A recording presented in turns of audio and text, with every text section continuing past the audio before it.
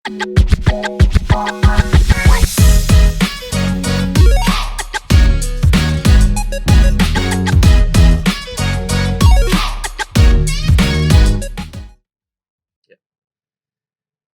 kehormatan nih, ini Senopati Circle podcast pertama dan kedatangan Ketua Umum BPP HIPMI terpilih, Bang Akbar Himawan Bukhori. Selamat datang, Bang. Makasih Bro Ajus yang Siap. makin hari makin keren.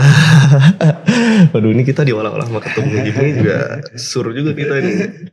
Nah, ya di sini sih kita pengen bahas, pengen tahu lebih dalam sih tentang Bang AHB ini yang berhasil memimpin secara fair and square di Munas, di organisasi, salah satu organisasi terbesar di Indonesia. Organisasinya bos-bos, ini bosnya, gitu ya.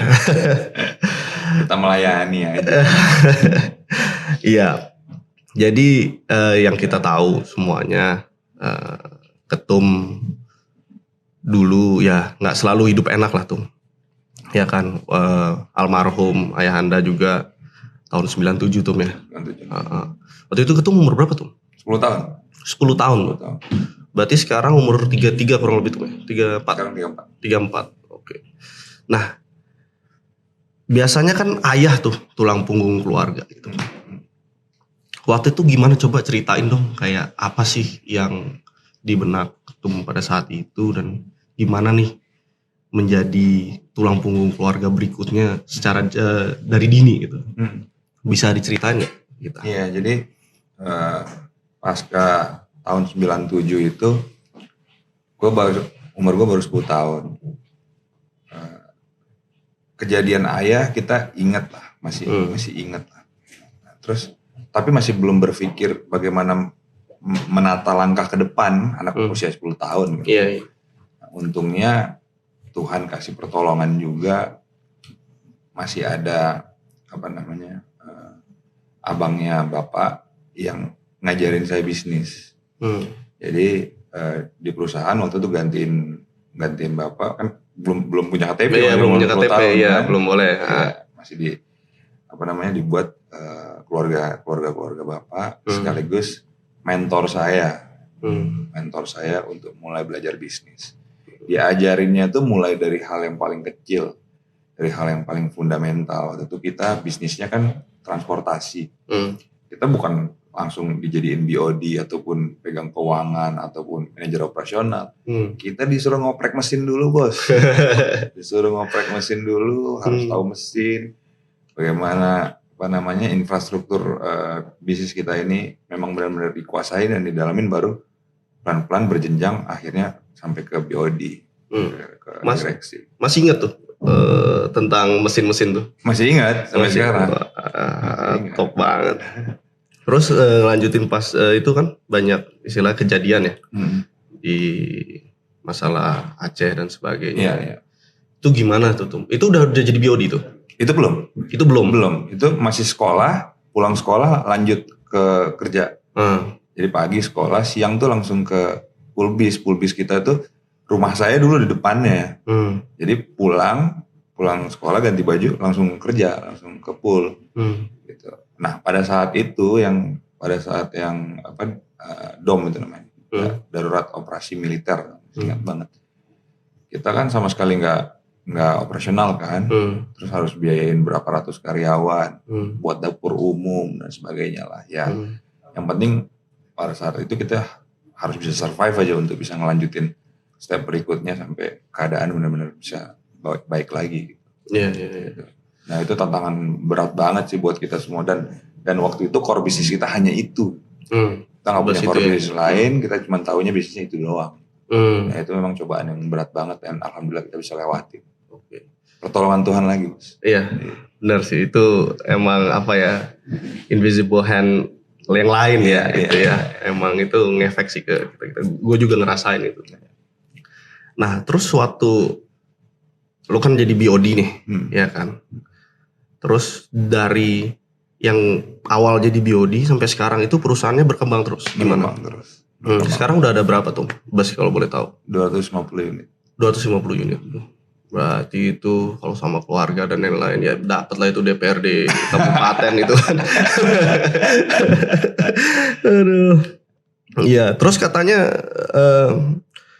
Tum tuh umur 18 bikin PT. Bikin PT. PT Putra Kurnia. Ya. Itu sawit ya Tum ya? Sawit. Itu sama siapa tuh kalau boleh tahu? Nah, itu belajarnya gini, belajar dari yang pada saat kita krisis di bisnis transportasi, kita kan kita nggak bisa diversifikasi cepat karena kita nggak tahu kan bisnis apa lain. Nah, akhirnya kita belajar nih sama lingkungan kita, ada keluarga abangnya bapak. Kalau di kami di Aceh disebutnya namanya Abua. Jadi Abua ini pengen buat bisnis modelnya, dia udah ketemu karena ada temannya punya perkebunan kelapa sawit yang udah established lah memang orang di Aceh. Nah, akhirnya kita buat tuh PT kelapa sawit itu. PT kelapa sawit itu si PT Putra Kurnia. Dan gue langsung ditunjuk jadi dirutnya supaya ngerti bisnis lain gitu kan. Iya. Nah, pakai PT Putra Kurnia inilah karena gue di situ langsung dirutnya. Gue daftar ke HIPMI. Oh, oke. Gitu. 18 tahun langsung ke HIPMI. Top. Dulu belum ada HIPMI PT kan? Iya, belum ada HIPMI PT. Jadi daftar ke BPC itu harus ada SIUP, harus ada akte yang memang direksi ataupun komisaris gitu. Ya udah, karena dipercaya megang perusahaan PT Putra Kurnia ini daftar ke HIPMI. Kenapa HIPMI itu? Kalau boleh tahu.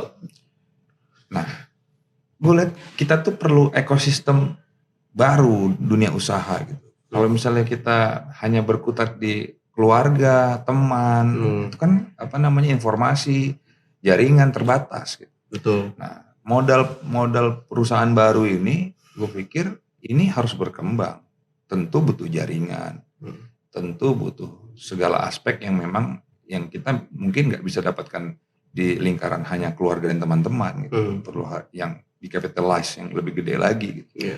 Makanya saya pilih HIPMI karena melihat satu memang organisasi profesi anak muda, yang kedua jelas memang dia profesinya wirausaha gitu. Ya, buat gue waktu itu pas gue daftar ke HIPMI, ya ini organisasi paling cocok dan dan mainnya dapat juga gitu kan. Iya. Kalau Kadin kan serius banget kan. Kalau HIPMI ya mainnya dapat, bisnisnya dapat, teman-temannya juga dapat. Iya sih, emang di HIPMI gue juga ngerasain tuh. Kebetulan tapi kan kalau gue milih HIPMI karena emang babe di HIPMI. Iya. Jadi kalau gue nggak sama sekali. Lo kan generasi pertama, gue nih kan udah generasi kedua nih di HIPMI dan babe pernah bilang kayak saya itu besar karena HIPMI. Gitu. Sekarang teman-temannya di HIPMI ya kita tahu lah ada 4 menteri dan sebagainya dan banyak juga di pemerintahan dan tempat-tempat lain, direksi BUMN bahkan kan. Jadi ketua MPR, ketua DPD RI. Itu dia. Makanya kemarin kan pas pembukaan Munas itu kan ada rame tuh mungkin pembukaan Munas terbanyak kali didatengin nama VVIP itu. Iya kan? Benar. Presiden dan sebagainya datang. Nah, terus setelah kelapa sawit apa? Berarti cash cow-nya tuh kelapa sawit nih. Iya, setelah kelapa sawit masuk HIPMI nih. Masuk HIPMI ketemulah sama komunitas baru. Terus teman saya di HIPMI ngajak buat perusahaan properti. Itu kita belum punya equity kan. Akhirnya mau cobalah ke bank. Coba ke bank, ternyata perusahaan buat baru belum bankable. Iya, minimal 2 tahun ya. Minimal 2 tahun, laporan keuangan, KAP, dan kita belum punya kan. Kita akalin lah, kita buat proposal, kita kasih ke senior HIPMI.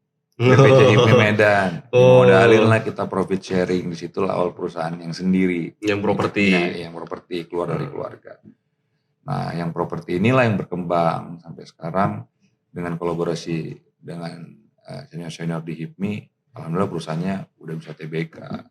Yang 2019 nih Tom ya? Yang baru. Ya, yang apa yang September 2020? IKI. Oh IKI, iya IKI. Oh di situ ya? Di situ langsung Jor sempat nyalonin juga Caketum HIPMI pada saat itu ya kan? Nah, balik lagi nih ke waktu zaman ketum di Sumut nih kan. Sumut nih kan terkenal ormasnya kental banget. Bener. Iya kan? Terus bisa jadi ketum Sumut di umur 26. 26. Itu gimana tuh ceritanya tuh? Oh itu seru. Jadi ini balik lagi ke belakang dikit. Dari BPC oke kan, maksudnya dapat jaringan bagus, bisa buat proposal, habis itu bisnisnya jalan. Oh, boleh nih HIPMI. Ya kan? Habis itu Musda. Musda saya dukung ketum saya menang, akhirnya saya dapat posisi jadi ketua bidang 2. Waktu di Sumut. Ekonomi dan perbankan. Makin gagal lagi bos. Datang ke bank yang minta kita datang gitu kan. Dari awal kita buat proposal ke bank susah bukan main. Jadi ketua bidang aja udah banknya udah datang ke kita semua nih. HIPMI buat kerjasama dong gini segala macam bisnis. Jadi ketua bidang aja udah enak, apa jadi ketua umum ini. Mantap gila. Jadi fighting spiritnya dapatnya di situ ya. Oke, ini organisasi bagus dan memang nggak salah lah kita mengabdikan diri di organisasi yang memang membesarkan kita. Iya. Berarti ketum udah ngikutin berapa munas nih sebelumnya jadi ketum? Sempat jadi voter berapa kali? Voter sekali doang. Sekali yang waktu zaman ketum Sumut. Habis itu maju kan? Bali udah ikut, Bang Erwin udah ikut. Bang Okto udah ikut Makassar. Tapi nggak jadi voter. Bandung jadi voter pas ketum. Bang Bahlil ya. Yang 2 lagi nih pas nyalon sama yang kemarin. 5 kali. Iya. Nah kan ini kan kemarin calonnya ada 3, ya kan. Dan 2 lo sama Bagas kan sempat ikut munas, sempat jadi caketum juga, iya kan. Nah yang lo dapat dari munas pertama itu, terus yang lo manfaatin di munas kedua, yang lo jadi caketum, itu apa sih yang strategi menang lo apa sih sebenarnya?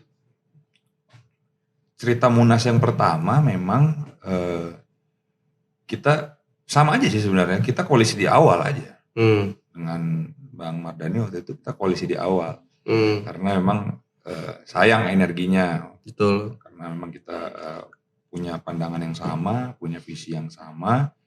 Kalau Caketum Bagas waktu itu koalisinya di akhir pada saat munas, saya milih ya di awal aja lah Bang. Di awal aja supaya anak-anaknya gampang ngejahitnya, nanti ngerangkulnya, nggak pecah-pecah lah gitu. Karena memang programnya, visi misinya hampir sama. Nah, di munas yang kedua sebenarnya juga kita tiga tuh ngobrol baik banget gitu dan saling mengisi aja. Tapi memang munas HIPMI itu memang seperti ini. Memang harus ada dinamikanya. Iya. Artinya untuk pembelajaran organisasi buat kita semua, bukan hanya buat gua, buat keluarga besar HIPMI, apalagi kader-kader HIPMI yang memang baru ikut munas, supaya tahulah bagaimana berdinamika di munas, tapi tetap dalam koridornya. Dan hari ini kita buktikan, saya sama Bang Angga udah sangat baik. Tadi sebelum dari sini sama Bagas sangat baik juga, gitu kan. Dan moto kita bertanding untuk bersanding itu harus memang benar-benar kita jalankan, bukan hanya sekedar wacana ataupun slogan. Itu prinsip yang kita tanamkan dan memang harus kita jalankan di HIPMI. Iya.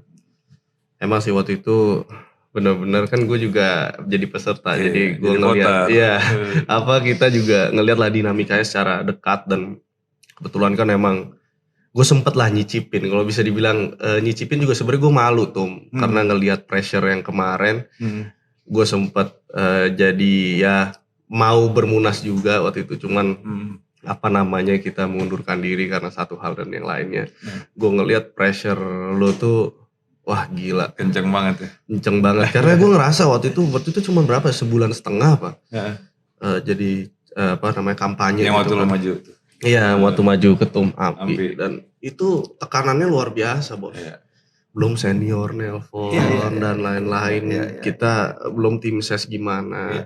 Yang mana lapis 1, lapis 2, lapis 3. Itu gila sih.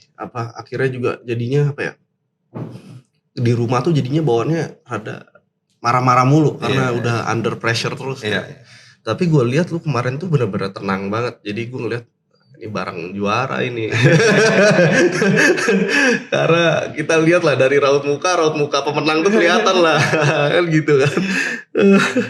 Enggak lah, kalau gue sih lebih mempersiapkan mental aja. Gue udah akan tahu Munasnya ini akan berbeda dari Munas yang gue maju sebelumnya. Gue udah feeling ini Munas ini bakal sama kayak Munas Bandung waktu gue jadi voter. Gue udah feeling jauh. Makanya yang pertama gue siapin itu adalah mental. Lo maju, sempat keluar slogan spontan main sampai akhir itu gue tuntasin gitu. Apapun hasilnya pasti ya Tuhan udah punya kan garis tangan orang kan udah ada. Gue di situ gue udah mental gue siapin buat memang maju sampai akhir. Terus pengalaman yang terberat apa sih yang kayak bener-bener aduh kayak lu bener-bener istilahnya in between gitu. Kayak lu pernah gak sih ngalamin kayak dimana lu kayak down banget. Terus apa sih, kenapa sih? Kalau misalnya lu bilang itu pengalaman terberat tuh kenapa? Ini pengalaman apa nih? Pengalaman di Munas nih. Oh, pengalaman di Munas. Wah banyak lah ya. Itu udah kayak saham bos, naik turun kan. Kadang moodnya bagus, kadang gak bagus ya. Tapi ya tadi gue bilang gimana kita mengelola manajemen perasaan aja. Gitu kan. Kalau misalnya kita dengerin semua omongan orang, ya kita harus dengerin omongan semua orang. Tapi ada yang memang harus kita laksanakan, ada yang memang kita harus tahan di hati, ada yang memang harus gak usah dilaksanain gitu kan. Nah untuk memilih-milih itu kan harus butuh konsentrasi lah. Karena kan pressure sangat kuat, perasaan kita juga pada saat ngambil keputusan, nah itu pada saat lu ngambil keputusan gak boleh dalam keadaan emosi. Nah itu yang selalu gue jaga. Makanya setiap keputusan gue itu gue tenang. Kalau misalnya gue belum mau ngambil keputusan, artinya gue mau beresin emosi gue dulu. Gue harus ngambil decision itu bener-bener dalam hati yang tenang dan memang bener-bener keputusan gue tepat. Ya soalnya kan sebenarnya nih waktu kalau zaman-zaman Munas nih yang sebenarnya pedes tuh sebenarnya datangnya sebenarnya nggak dari calonnya. Iya kan, dari supporternya, dari kelilingnya. Iya kan, jadi apa namanya, sama kayak main bola lah. Kalau pemain bola selesai salaman, tapi supporternya pasti gontok-gontokan kan gitu kan.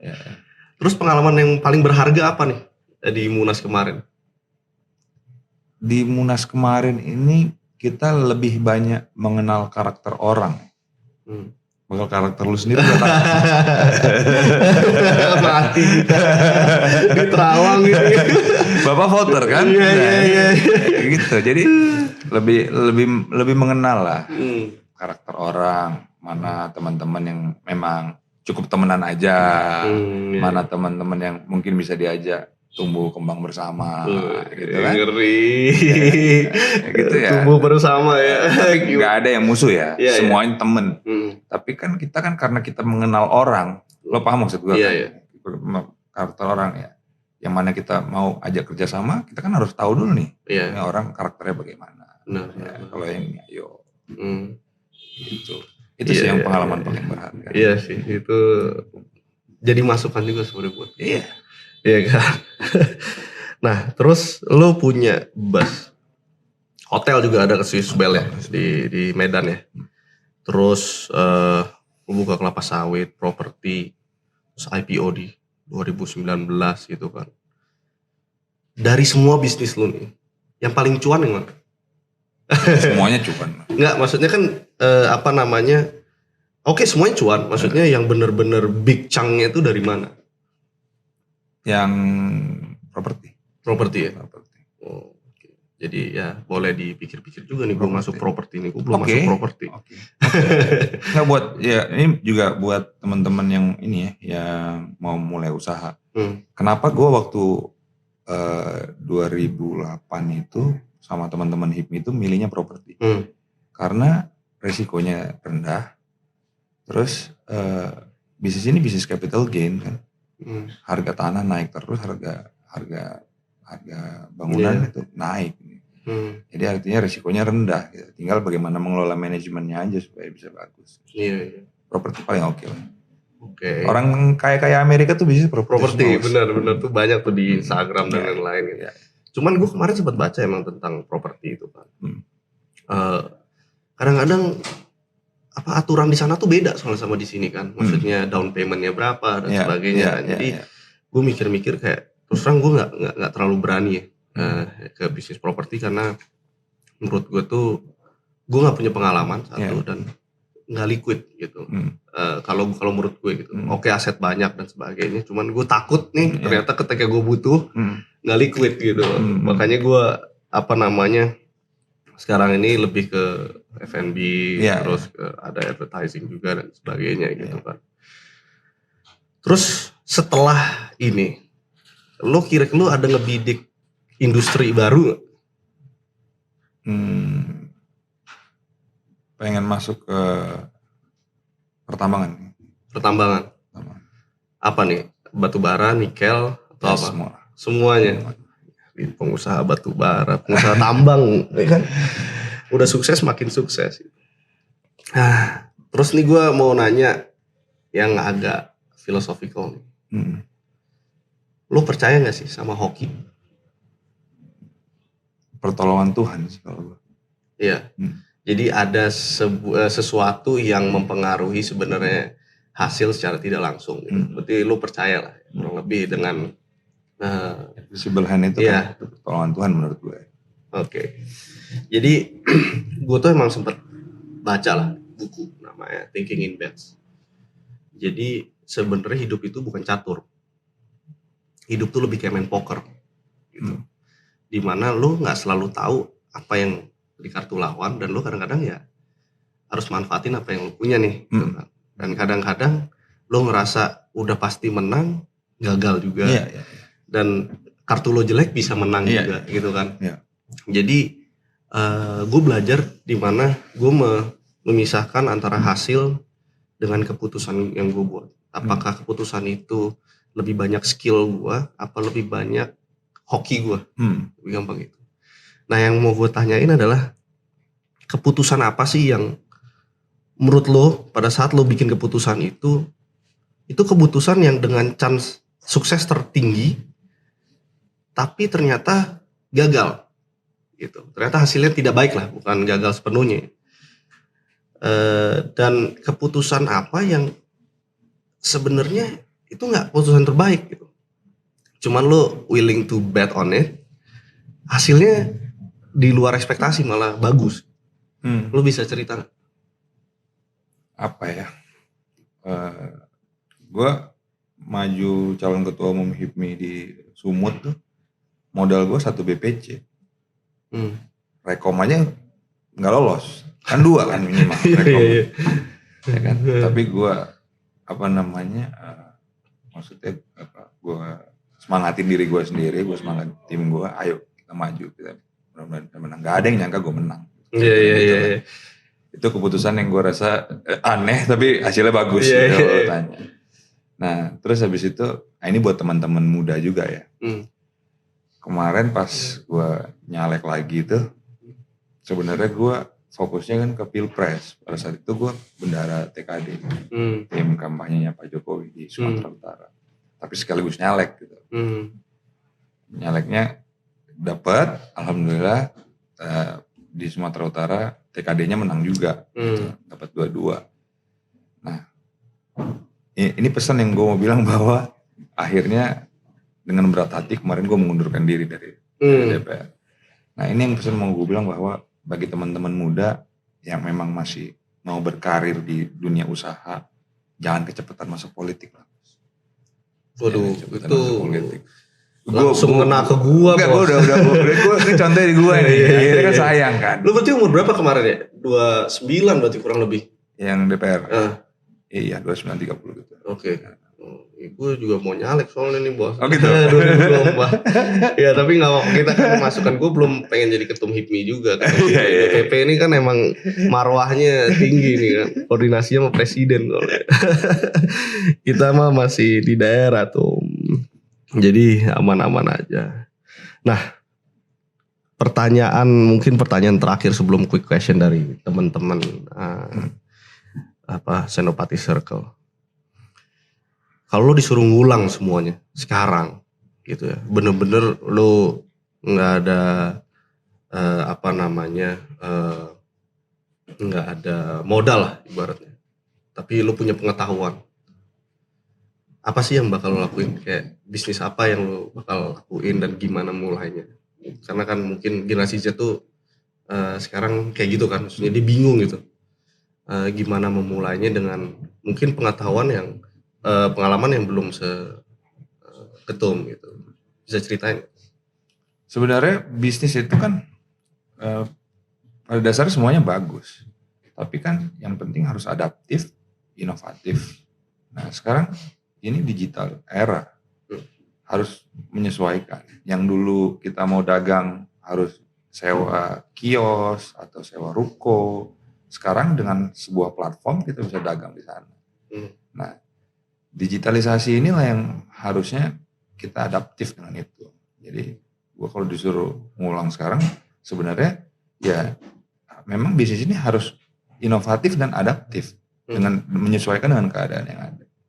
Pasti gue tetap dengan core bisnis gue, tapi memang ya harus melek digital supaya bisnisnya bisa growth gitu. Jadi kalau gue disuruh mengulang ya gue tetap bangun bisnis yang bagus, yang adaptif, yang inovatif, yang bisa bersaing dengan lokal maupun internasional. Kalau terus suruh ngulang lagi, ya tadi yang buru-buru masuk politik. Bisnisnya beresin dulu. Iya benar. Nanti politiknya datang sendiri. Iya. Gitu. Tapi kan kalau DPRD, setahu gue tuh masih boleh jadi komisaris di perusahaan. Boleh. Iya kan. Sehingga kenapa gue memutuskan untuk nyalek di 2024 itu karena itu. Gue masih bisa mengembangkan bisnis gue.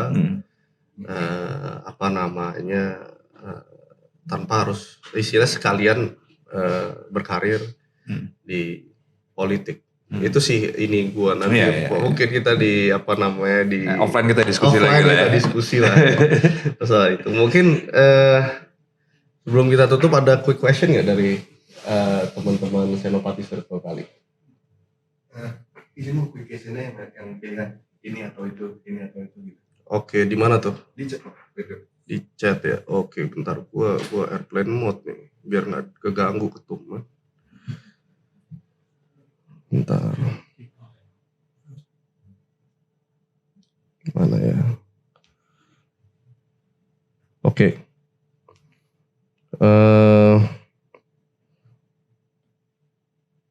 Mana? Oh. Jadi pengusaha atau politisi? Usaha. Mobil rally atau sepeda? Sepeda. Nambah anak atau nambah istri?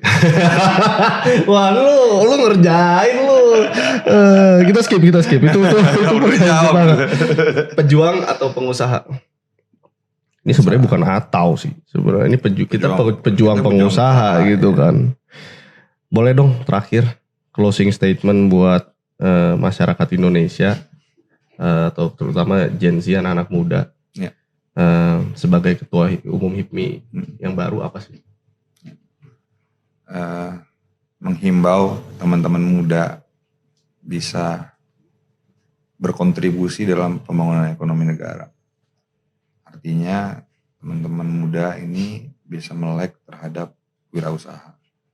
Jadi slogan ayo berwirausaha itu harus kita kembangin lagi. Karena kita tahu dari PDB kita itu 62%-nya disumbang oleh UMKM. Jadi memang UMKM yang memang benar-benar menjadi backbone, tulang punggung perekonomian kita. Jadi bagi anak muda yang mau berkontribusi untuk negara, ayo jadi pengusaha. Oke, mantap. Makasih banyak tuh atas waktunya nih. Gue tahu lo sibuk banget, tapi bisa nyempetin. Mudah-mudahan jadi ketum ya. Aduh, ya kita aminin aja. Ya udah kalau gitu. Makasih banyak. Thank you. Thank you.